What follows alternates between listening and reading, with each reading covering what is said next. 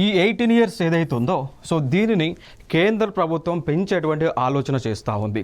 దానికి సంబంధించినటువంటి బిల్లుని కూడా లోక్సభలో ప్రవేశపెట్టడానికి డ్రాఫ్ట్ అనేటువంటిది రూపొందిస్తూ ఉన్నారు. సో భవిష్యత్తులో మనం బిల్లు కనుక లోక్సభలో యాక్సెప్ట్ అయి రాజ్యసభలో కూడా యాక్సెప్ట్ అయి ప్రెసిడెంట్ ఆఫ్ ఇండియా ఆమోదం తెలిపితే భారతదేశంలో మహిళల యొక్క కనీస వయసు అనేటువంటిది 21 ఉండబోతూ ఉంది. అంటే యాక్సెప్ట్ అయితే ఉండబోతూ ఉంది, లేదు అంటే 18 ఇయర్స్.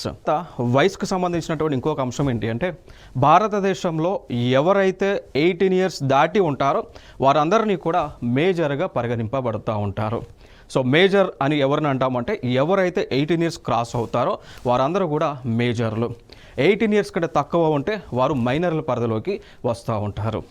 భారతదేశంలో ఓటు హక్కు పొందడానికి కనీస వయసు ఎంత ఉండాలి అంటే 18 సంవత్సరాలు ఉండాలండి. So minimum age to get right to vote 18 years అయితే 18 సంవత్సరాలు అయితే